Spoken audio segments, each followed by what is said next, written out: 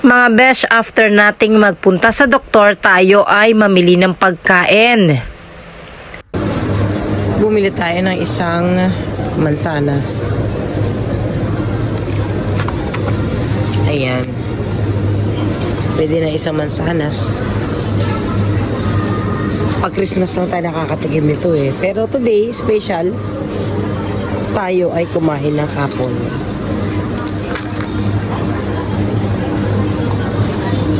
Ang daming mushroom. Iba't ibang klase ng mushroom. Narito na yan lahat. Yata lahat ng mga klase ng mushroom.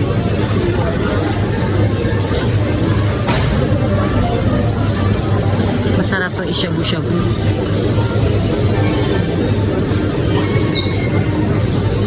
Hanggang dito may mushroom.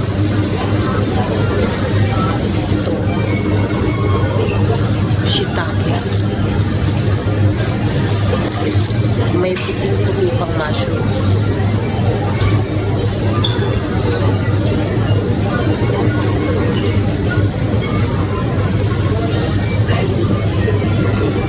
Iba't iba ng klase ng mushroom.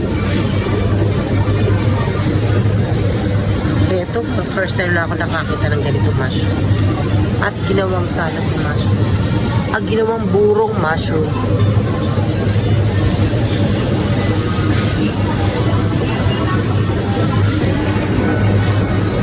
Ako'y maglalaga, bibili ako ng pechay.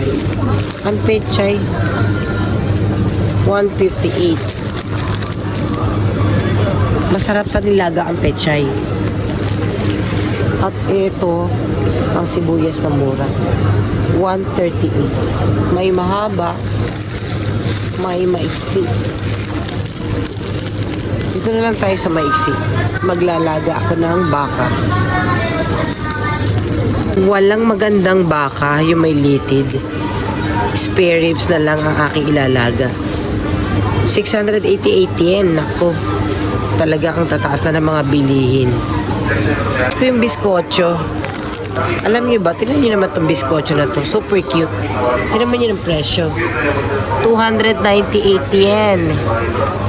So, sa pera natin to, nasa 100 pesos na to.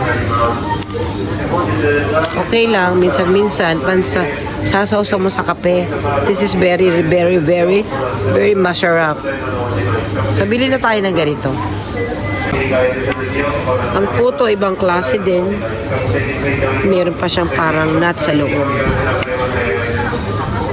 178 yen ang puto. So, ito na lang bibili natin. Puto. At etong tasty na to, napakasarap nito. Napakalambot. Puwa-puwa. Ang tasty, 198 yen. Bakit ba ako kwenta ng kwenta? Bibili naman. Ayan, ang sarap nito sa peanut butter. So, bili rin tayo nito. Ayan, nakauwi na nga tayo ng bahay at aayusin na natin ang ating mga pinamili. Ito yung spare ribs na baboy at super fresh siya. Kaya kahit mahal, binili ko na rin. Dahil gustong gusto ko talagang kumain ng nilagang baboy. Talaga dapat nilagang baka ang aking bibilin pero walang available na baka dun sa store. Kaya inayos ko na lang itong aking mga binili at sisimulan ko ng magluto.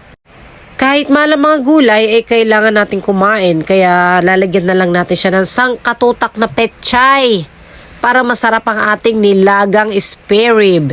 Nabili ko rin yung lettuce na pagkaganda-ganda kanina kaya ako ay mag-lettuce salad at yan toge na yan ay ilalagay ko sa aking UFO yakisoba. At ang nag-iisang apple ay kakainin ko yan after kong magluto. At hindi tayo mabubuhay kung walang coffee dahil coffee is life. Nakasanayan na nating uminom ng kape pagkagising. Bumili rin ako ng iba't ibang klaseng biscuits at yung tinatawag na Japanese sembe. Binili ko rin yung tostadong tinapay o biskotso. Binili ko rin ang itlog na mahal at balak ko sanang mag-picnic doon sa ilog. Kahit na ganitong ngongo ako, kailangan kong kumilos. Itong yakisoba na ito ay favorite ko. Saan ko ilalagay yung toge na binili ko? At ito nga ang napamili ko. 3,612.